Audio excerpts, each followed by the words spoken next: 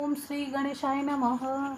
बृहस्पतिवार व्रत कथा। प्रथम गिरा गणपति सौम्य गौरपति फिर राम पवंत ने रोहंस मणि मनमोहन घनश्याम गुरु बृहस्पति की कथा। जन जन वरदाता राम लगन भाषा रच्यो जन मन गण सुखसार। पूर्व काल में एक बड़ा प्रतापी राजा राज्य करता था जो बड़ा ही दानी और ब्राह्मण गुरु देवता तथा पितरों की पूजा करने वाला था। उसकी साधुता धार्मिकता समस्त देश में प्रसिद्ध हो गई थी। उसके द्वार से कोई भी याचक निराश होकर नहीं जाता था और वह नित्य देव मंदिरों में दर्शन करने जाता। प्रत्येक गुरुवार को बृहस्पति भगवान का व्रत रखकर पीले फल फूल नैवेद्य आदि से पूजा करता हुआ उनकी दीन दुखियों की सहायता में सर्वदा तल्लीन रहा करता था। परंतु वह जितना ही धार्मिक था उसकी रानी उतनी ही अधार्मिक और बुद्धिहीना थी। उसे अपने राजा की बातें और धार्मिक दान पूर्ण करना अच्छा नहीं लगता था। वह दिन रात अपने ऐश आराम में लगी रहती और मन माने सब कार्य किया करती थी। दान पुण्य और देव दर्शन तथा दीन दुखियों की सहायता में उसका मन कदापि न लगता तथा वह बड़ी ही कृपण थी। वह धर्म कार्य से राजा को मना भी करती और कहती कि यह आप सब क्यों करते हैं, किंतु अधार्मिक राजा नियम पूर्वक अपने सब कार्य किया करता था। इसका यह नतीजा था कि राजा की धर्मशीलता से उस रानी का भी कोई अनिष्ट नहीं होता था और सारी प्रजा सुख से अपने अपने घर में निवास करती थी। एक दिन राजा वन में शिकार को चला गया और रानी अपने दासियों सहित घर पर निवास करती थी। तब संयोग बस उसी दिन वहां एक साधु का वेश धारण किए हुए बृहस्पति राजा के द्वार पर भिक्षा मांगने को आ पहुंचे। उन्होंने राजद्वार पर आकर राजा की जय मनाई और भिक्षा की याचना की। राजा तो घर पर था नहीं। रानी ने कहा, हे साधु जाइए, इस समय राजा यहाँ नहीं है। जो भिक्षा और दान देते हैं उनके बिना कौन देगा। साधु महाराज ने कहा, रानी जी आप तो विद्यमान ही हैं, मुझ भिक्षु को भिक्षा देने में आप भी समर्थ है। रानी ने कहा, महाराज मैं इस तरह के झंझटों में नहीं पड़ना चाहती। इस दान पूर्ण से तो मैं बहुत घबरा गई हूँ। व्यर्थ एक पवारा खड़ा रहता है, फिर मुझे गृह कामों से ही अवकाश नहीं मिलता। यह सब राजा साहेब ही करते हैं, उन्हीं के लिए योग्य है। परंतु मैं तो समझती हूँ इस धनी से तो निर्धन रहना ही अच्छा है, क्योंकि यह बहुत सब खेड़ा तो नहीं करना होगा। क्या आप कोई ऐसा उपाय जानते हैं जिससे धन न रहे, मुझे शांति और चैन मिले? यदि जानते हो तो बतलावे। बृहस्पति भगवान ही तो साधु बनकर आए थे। उन्होंने कहा, यह तुम क्या कह रहे हो? भला संसार में ऐसा भी कोई होगा जिसे संतति और धन न प्यारा हो? भला इससे भी कोई दुखी होता है? हे देवी, इन दो बातों की सभी की चाह रहती है, चाहे कोई धर्मात्मा हो या अधर्मी। सभी धन की इच्छा करते हैं। धन की महिमा को तो मैं क्या कहूँ। ऋषि, धर्मात्मा और धार्मिक सभी को धन की सब प्रकार से आवश्यकता पड़ती है। यदि तुमको भगवान ने धन दिया है तो उसका सदुपयोग करो। महात्मा कबीर ने कहा है, भूखे को भोजन, नंगे को चिर, प्यासे को नहीं, इतने बाटे सत्य कबीर। तुम्हारे पास धन है तो भूखे मनुष्यों को भोजन कराओ, पोसरे बिठाओ, जिनके पास वस्त्र न हो उन्हें वस्त्र दो। इस प्रकार अन्न, वस्त्र और जल का दान करो। धर्मशाला बनवाओ, ताल तलैया, कुआं और बाग बगीचे बनवाओ, आम आंवला आदि के वृक्ष लगवाओ और यज्ञ करो। साधु ब्राह्मणों को भोजन खिलाओ, जिनके पास धन नहीं उनकी सहायता करो, उनकी कुंवारी कन्याओं का विवाह कराओ। इस प्रकार कितने दयादिक धर्म कार्य हैं जिन्हें तुम कर सकती हो। यह क्या कहना कि शब्द नष्ट हो जाए, मैं चैन की सांस लूं। मैं तो सर्वप्रथम आपको यही कहूंगा, इस प्रकार के कर्मों से अपने कुल और नाम को उज्जवल करो, इस मनुष्य जन्म को सार्थक कर लो। मनुष्य के अच्छे कर्म ही उसके लोक और परलोक में सहायक होते हैं और अंत में जब शरीर त्याग करता है तब स्वर्ग हो जाता है। वहां उसे नाना प्रकार की सुख की प्राप्ति होती है।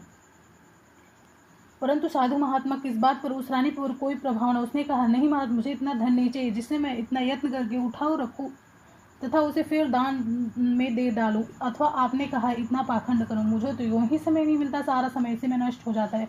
महात्मा ने फिर कहा, हे देवी, बड़े दुख की बात है जो तुम अपना ऐसा विचार प्रकट करती हो। अच्छा, यदि तुम्हारी यही इच्छा है तो सुनो, अब मैं तुम्हें जैसा युक्ति बतलाता हूँ वैसा ही करो, इससे तुम्हारी ये इच्छा पूर्ण हो जाएगी। बृहस्पतिवार के दिन तुम अपने सब घर को लिपवा दिया करो। स्नान करने के पहले अपने सिर के बालों को अच्छी तरह धोकर तब स्नान किया करो। तुम्हारा राजा बृहस्पतिवार के दिन बाल बनवाया करे, भोजन मांस मदिरा का सेवन किया करे तथा धोबी को बुलाकर वस्त्रों को धुलने के लिए दिया करो। साथ बृहस्पतिवार को यदि तुम ऐसा कर सकोगे तो तुम्हारा धन नष्ट हो जाए, इसमें कुछ संशय नहीं है। यह कहकर वह महात्मा चले गए। रानी ने उस बात को अपने मन में रख लिया। उसने बृहस्पतिवार के दिन वैसा ही किया। फिर तो बृहस्पति देव उस पर कुपित हो गए और 3 बृहस्पतिवार पूरा होते उसका राजपाठ आदि सब नष्ट हो गया। यहाँ तक कि रानी के घर में खाने तक का ठिकाना न रह गया। उसके सुख चैन के दिन दूर हो गए। दोनों समय की कौन के एक समय के खाने के लाले पड़ गए। तब राजा ने व्याकुल होकर रानी से कहा, हे रानी जी, आप तो यहाँ रहिए, परंतु मुझसे यहाँ नहीं रहा जाएगा, क्योंकि यहाँ मुझको सब लोग जानते हैं। जिसे कोई उपाय धंधा कोई काम करके भी अपनी जीविका नहीं चला सकता, इसलिए किसी दूसरे देश में जाऊंगा जहाँ मैं खाने पीने का कोई धंधा नौकरी करके अपने दिन व्यतीत करूंगा। कहा भी है, देश चोरी प्रदेश शिक्षा शास्त्र में कहा है कि दूर चले जाने पर मनुष्य का दुर्दिन दूर हो जाएगा। यह कहकर राजा ने घर छोड़ दिया, दूर प्रदेश में चले गए। परंतु वहां से भी कुछ अच्छी बुद्धि न प्राप्त हुई। वन में जाकर लकड़ियां काट शहर में लाकर बेचते, उससे जो कुछ मिल जाता किसी तरह अपना पेट पालन कर लेता।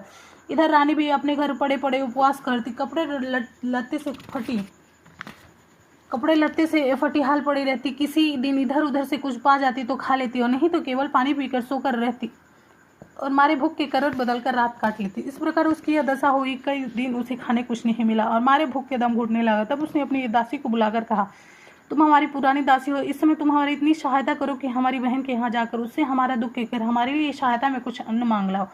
हमारी बहन नेक और धनवान है, अवश्य ही हमारी सहायता करेगी। यदि वह कुछ सहायता कर देती तो हमारे कुछ दिन खाने को हो जाता और 10 पैसे बेचकर ही मांग लाना। दासी उसकी बहन के घर गई। जिस समय वह दासी उसकी बहन के पास पहुंची, उस समय वह बृहस्पति जी का व्रत की कथा सुनने को बैठी थी। उसने उसी समय कहा कि हे रानी, मैं आपकी बहन के पास से आई हूँ। आपकी बहन इस समय बड़े कष्ट में है, आप उनकी कुछ सहायता करें, नहीं तो 10 शेर बेचकर ही उनके लिए दे दें तो कुछ दिन कट जाएंगे। दासी ने कई बार कहा, परंतु रानी ने ध्यान न दिया और कुछ न बोली, क्योंकि मौन बहुत से एकाग्रज हो तो बृहस्पति भगवान की कथा सुनने में लीन थी। जब रानी कुछ न बोली तो वह मन में उदास हो अपने घर को लौट उस रानी के पास चले आई जिसने उसे भेजा था। अगर रानी से कहा, आपकी बहन तो बड़ी घमंडी है, सहायता बेचकर क्या देती, उसने तो मुझसे एक बात भी नहीं की। उसे सुन रानी ने कहा, यह उसका दोष नहीं है। जब बुरे दिन आते हैं, बुरे दिन की बात है, जब बुरे दिन आते हैं तब तृण भी पहाड़ बन जाता है, मित्र भी शत्रु हो जाते हैं तथा कोई भी उस दुखी का साथ नहीं देता। इधर तो यह बात हुई। उधर जब वह रानी बृहस्पति जी की कथा सुनकर उठी तो उसे ख्याल हुआ, मेरी बहन की दासी आई थी और व्रत कथा सुनने मैंने उससे कुछ बात भी नहीं की। इस बात को विचार वह किंचित शांत रही और भाव भक्ति से पूर्ण सप्रेम विष्णु जी का पूजन किया। उसने भगवान की पूजा के विसर्जन कर सीधे अपनी बहन के घर गया और कहा, हे बहन, तुम्हारी दासी मेरे पास गई थी, परंतु मैं बृहस्पति भगवान का व्रत की कथा सुनने को बैठी थी और मौन भाव से कथा सुन रही थी। उस कथा में जब तक कथा पूरी नहीं हो जाती तब तक न ही वहाँ से उठा जाता है और न ही बोला जाता है। इस कारण वह लौट आए और कहा, बहन, उसे आपने मेरे पास किस लिए भेजा था? रानी बोली, बहन, मेरे पास अन्न नहीं था। तुम तो जानती हो इधर हमारी घर की दशा बड़ी शोचनीय हो गई, इसलिए मैंने दासी को तुम्हारे पास 5 शेर बेचकर लेने के लिए भेजा था, परंतु वह खाली हाथ लौट आई। मैंने सोचा किसी काम में फंसी होगी जिसे दासी को यहीं लौटा दिया होगा। रानी बोली, नहीं बहन, उसने मुझसे कुछ नहीं कहा था, परंतु ये क्या बात है? मैं तो समझती हूँ तुम्हारे घर में बेचकर मौजूद है। तुम अपने घर में जाकर देखो। अपनी बहन के ऐसा कहने पर रानी ने जाकर देखा तो बेसन से भरा हुआ एक घड़ा मिल गया। अब तो क्या, वह रानी और बादी बहुत ही खुश हुई। बादी ने कहा, हे रानी, यूँ तो भोजन के अभाव में हम लोग नित्य व्रत करते हैं, इसलिए मेरी समझ में यह आता है यदि हम लोग इनसे व्रत विधि कथा पूछ ले किया भी करें तो कोई हानि नहीं। रानी ने कहा, कोई हानि नहीं, अवश्य पूछ लिया जाए। रानी ने अपनी बहन के समीप बैठकर पूछा, है बहन, बृहस्पति जी का व्रत का क्या विधान है? व्रत कैसे किया? उस धार्मिक रानी ने कहा, बहन, बृहस्पति भगवान की कथा में कोई ऐसी झंझट नहीं करनी पड़ती, केवल चने की दान और मुनक्का से केले की जन विष्णु भगवान का पूजन करना चाहिए तथा वहाँ दीपदान भी कर अर्थात दीपक जला उस दिन पीला भोजन करे और कहानी सुने। ऐसा करने से गुरु बृहस्पति जी प्रसन्न होते हैं, उनकी प्रसन्नता से अंधन पुत्र की प्राप्ति होती है और मनुष्य की सब कामनाएं पूर्ण हो जाती है। सुनकर उस रानी और दासी दोनों निश्चय किया कि बृहस्पति जी का व्रत अवश्य करेंगे। जब 7 दिन के बाद बृहस्पतिवार का दिन आया तो उन दोनों ने व्रत किया। तब चना गुड़ कहाँ मिले, इसके लिए उन्होंने घुड़साल में प्रवेश किया। वहां जाकर चना गुड़ बीन कर ले आए और उस चने की दाल बनाकर गुड़ सहित जाकर केले की जन्म विष्णु भगवान की पूजा की। इस प्रकार उन्होंने व्रत कर लिया, परंतु पीला भोजन कहाँ से प्राप्त हो? बेचारे रानी दासी दोनों ही बड़ी दुखित हुई, परंतु व्रत के प्रभाव से भगवान बृहस्पति तो बड़े प्रसन्न थे, इसलिए थालों में पीला भोजन लिए भगवान स्वयं उपस्थित हुए और दासी को देकर बोले, यह तुम्हें तुम्हारी रानी दोनों के लिए, अब इसी को भोजन करना। दासी प्रसन्न हुआ भोजन रानी के पास ले गई और सब बातें कहकर भोजन दिया। बादी और रानी दोनों बड़ी प्रसन्नता से भोजन किया। फिर तो हर बृहस्पतिवार को व्रत रखती और देव बृहस्पति के लिए भगवान विष्णु की पूजा कर। इस पूजा से वह रानी उसके घर में जो तो सारी संपदा भर गई और दासी भी बड़े धनवान होकर, परंतु ब्रह्मा के लिए कर्म को रेखा मिटाना बड़ा कठिन होता है। रानी फिर आलसी हो गई। तब दासी ने कहा, देखो रानी, तुम पहले भी इसी प्रकार आलस्य करती जिससे सब कुछ नष्ट हो गया। वह बहुत परिश्रम के बाद तुम्हारे शुभ दिन लौटे, फिर आलस न करो। 3 जनों को दान देकर सब पूरे कर्म करो। भूखे को भोजन और प्यासों को पान दो, वस्त्र उठाओ, ब्राह्मणों को दान, मन, सम्मान और भोजन दो। रानी फिर सुकर्म किया, उसका यश फैल गया। अपने राजा के लिए चिंता में पड़ी, राजा कैसे होंगे। उसने गुरु बृहस्पति जी से राजा के मिलने की प्रार्थना की। भगवान रात में राजा को स्वप्न दिया। राजा प्रातःकाल होते ही अपने देश को चला। मार्ग में उसके बृहस्पति जी से भेंट हो गई। उन्होंने राजा से अपना व्रत करने को कहा। व्रत में चने की दाल, गुड़ और केले के वृक्ष में भगवान विष्णु की पूजा करने को कहा। राजा ने कहा, मैं तो लकड़हारे का काम करता हूँ, इतना पैसा कहाँ से पाऊंगा जो शुभ विधि विधान से करूंगा। साधु के वेश में आए बृहस्पति जी ने कहा, अगले बृहस्पतिवार को तुम व्रत करके देखो तो उसे तुमको रोज 2 गुना धन मिलेगा। एक और कहानी। पूर्व काल में एक बड़ा ही गरीब ब्राह्मण था। उसको कोई संतान न थी, कारण कि उसकी स्त्री बड़ी मलिन स्वभाव की थी। प्रातः सोकर उठते सर्वप्रथम भोजन करती, फिर दूसरा कार्य करती। ये देखकर वो ब्राह्मण दुखी रहता। कुछ समय बाद उसकी उस की स्त्री को एक कन्या उत्पन्न हुई। वह एक कन्या रत्न थी। वह कन्या जो जो बढ़ती उसका शोभा निखरते हैं। नित्य प्रातः उठते, नित्य कर्म स्नान करती, भगवान विष्णु की पूजा के साथ प्रति बृहस्पतिवार को गुरु बृहस्पति का व्रत भी किया करती थी। जब वह विद्यालय में पढ़ने जाती तो अपने हाथ में एक मुट्ठी जौ लेकर मार्ग में डाल देती। उसके जब सब जो सोने के हो जाते और जब वह पढ़कर लौटती तो उन्हें बिन अपने घर को ले आती थी। एक दिन वह बालिका जौ को सूप में रखकर फटकनी। तब उसके पिता ने कहा, बेटी सोने के जौ फटकने के लिए सोने का सूप ही होना चाहिए। उसके दूसरे दिन बृहस्पतिवार का दिन पड़ता था। उसने नीति के भांति गुरु बृहस्पति का व्रत किया और एक मुट्ठी जौ ले जाकर मांग में छीड़ दिया था। कहा, हे गुरु, यदि मैं सच्चे मन से आपका व्रत करती हूँ तो उसके प्रताप से आप मुझे सोने का सूप भी दे दीजिए। जब वह कन्या पाठशाला से लौटकर जो बटोरने लगी तो गुरु बृहस्पति की कृपा से उस दिन सोने का सूप भी मिल गया। दूसरे दिन जब वह कन्या सोने के सूप में उन सोने के जौ को फटक कर साफ कर रही थी तो शहर का राजकुमार उधर से आ निकला। वह उस कन्या को देखकर, उसके रूप से उन गुणों को देखकर उस पर मोहित हो गया। अपने घर पर आकर बीमारी का बहाना करके लेट गया। समाचार उसके पिता को मिला। तब रानी ने आकर उससे बीमारी का कारण पूछा तो राजकुमार ने बताया, मुझे कोई रोग या कष्ट नहीं है, केवल मैं यही चाहता हूँ जो राजकन्या सोने की जौ को सोने के सूप में रखकर फटक रही थी उससे मेरा विवाह हो जाए। राजकुमार ने कन्या को राजा ने राजकुमार को समझा बुझाकर शांत किया और कहा कि मैं पता लगा कर उसी कन्या से तुम्हारा विवाह कर दूंगा। राजकुमार ने कन्या के घर का पता बतलाया। राजा का मंत्री उस ब्राह्मण के पास गया। सब समाचार का ब्राह्मण ने सवेदी अपनी कन्या राजकुमार को दे दी। कन्या के जाते ही ब्राह्मण पूरा दरिद्र हो गया, अन्न वस्त्र से दुखी उसका एक मुश्किल से व्यतीत होने लगा। एक दिन वह दुखी पिता अपनी कन्या से भेंट करने को गया। कन्या पिता की चिंता देखकर बोली, पिताजी आप मेरी माता जी को यहाँ लिवा लाइए, जिन मैं उनको युक्ति बतलाऊंगी जिससे आपकी गरीबी श्रद्धा के लिए दूर हो जाएगी। ब्राह्मण घर गया और अपनी पत्नी को कन्या के घर लिवा लाया। कन्या ने माता को समझाते हुए कहा, माता जी आप नित्य प्रातः उठकर नित्य क्रिया से निवृत्त हो, स्नान आदि करके भगवान विष्णु की पूजा किया करो तो आपके घर की सारी दरिद्रता दूर हो जाएगी। परंतु उसने ध्यान नहीं दिया और पहले की भांति उठकर बच्चों का जूठन खा लेती। पूजा के समय कह देती, मैं तो भोजन कर चुकी हूँ। यह सब सुनकर पुत्र को उसका बड़ा दुख हुआ तो उसने आकर अपनी माँ को काल कोठरी में बंद कर दिया और प्रातः निकाल कर स्नान पूजा पाठ आदि कर। इससे ब्राह्मणी की बुद्धि ठीक है और वह बृहस्पतिवार को व्रत करने बृहस्पति भगवान के व्रत से ब्राह्मण धनवान और सुखी मने पर पति पत्नी स्वर्ग के सुख को प्राप्त हुए। उधर वह राजा जो लखाड़े का कार्य करके अपनी जीविका चलाता था और साधु महात्मा के कथन से जब बृहस्पतिवार को व्रत किया तो उसे लकड़ी के व्यापार में दूना चौगुना लाभ होने लगा।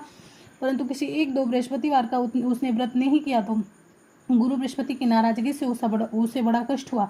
एक दिन उस नगर के राजा ने यज्ञ जिसमें उसने एक घोषणा कर दी, कोई मनुष्य अपने घर भोजन न कर न जलाए से मेरे घर आकर भोजन कर।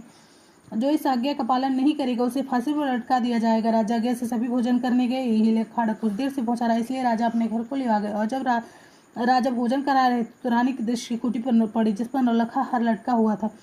वह न दिखा। रानी ने सोचा इसी मनुष्य ने हार चुरा ले। फिर तो उसी समय उसको जेल खाने में डाल दिया। जब राजा जेल खाने में गया तो विचार करने लगा, यह तो मेरे किस जन्म का दुष्कर्म था जिससे मुझे दुख प्राप्त हुआ है। उसी समय बृहस्पति जरा साधुक वेश में उसके समक्ष आए और कहा, तुमने बृहस्पति जी का व्रत नहीं किया, इससे तुमको यह दुख प्राप्त हुआ है। खैर कल ही बृहस्पतिवार है, इसी जेलखाने के फाटक पर पड़ा हुआ तुमको 4 पैसे मिलेंगे, उसी से तुम व्रत कर लेना। उधर राजा को स्वप्न दिया कि हे राजा, तुमने जिस व्यक्ति को जेलखाने में भेजा है शर्था निर्दोष है, वह राजा है, उसको छोड़ दो। रानी का हार खूंटी पर है, यदि नहीं छोड़ोगे तो तुम्हारा राज्य नष्ट हो जाएगा।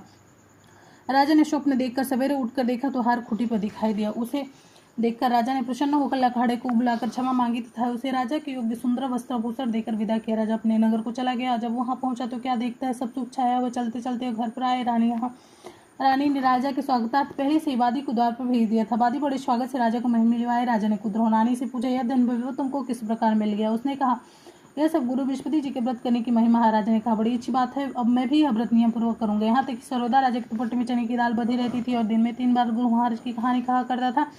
एक दिन वह राजा घोड़े पर सवार होकर अपनी बहन के घर उसे देखने चला। मार्ग में उसने देखा कि मुर्दे को लेकर कुछ लोग शमशान को जा रहे हैं। राजा ने कहा, अरे भाइयों, जरा ठहर जाओ और बृहस्पति भगवान की कथा सुन लो। उसे सुन सबको आश्चर्य हुआ, परंतु राजा ने कहा सुनकर सबको रोक लिया और कहानी आरंभ की। जब कहानी आधी पहुंचते मुर्दा हिलने ने कहानी जो ही समाप्त हुई कि वह राम राम करके उठ खड़ा हुआ। राजा वहां से आगे बढ़ा तो एक किसान जो हल जोत रहा था, राजा ने उसे कहानी सुनानी चाहिए तो उसने कहा, वाह, मैं अपना हल चलाऊं कि तुम्हारी कहानी सुनो। राजा जो ही आगे बढ़ा कि उसके हल के बैलों में से एक बैल पछाड़ खाकर गिर पड़ा और उसके पेट में भयंकर दर्द होने लगा। उसी समय उसकी माँ उसके जलपान के लिए रोटी और पानी लेकर आई तो उसके पेट में दर्द होता पाया और जब पूछा तो बेटे इन सब बात के सुने। बुढ़िया ने दौड़कर घुड़सवार राजा को बुलाया और कहा कि मैं आपकी कहानी सुनूंगी, मुझे सुना।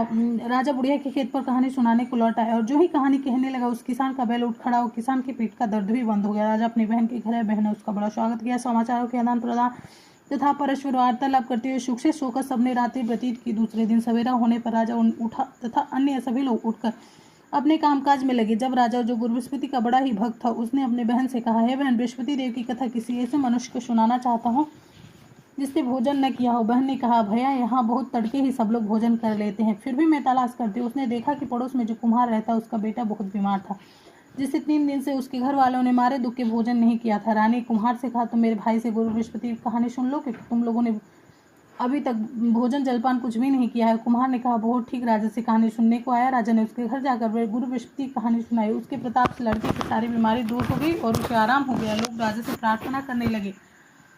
दूसरे दिन जब राजा अपने घर को चलना चाहे, उसने बहन से भी चलने को कहा। बहन ने अपनी सास से जो ही आ गया, मैं उसने कहा, अच्छा तू जा, परंतु बच्चे लोगों को ना ले जाना, क्योंकि तेरा भाई संतान रहित है। तो बहन ने अपने भाई से कहा, भैया मैं तो चलूंगी, परंतु बच्चे लोग नहीं जा सकेंगे, क्योंकि माता जी के आज्ञा नहीं है। राजा बोला, जब बच्चे ही नहीं जाएंगे तब तुम्हें चलकर क्या करूँ। निदान राजा अपने घर को लौट आया। राजा ने अपनी रानी से कहा, मैं संतान ही हूँ, जिसे लोग मुझे परहेज करते। रानी का घबराई नहीं, बृहस्पति भगवान की कृपा से हमें भी संतान की प्राप्ति होगी। फिर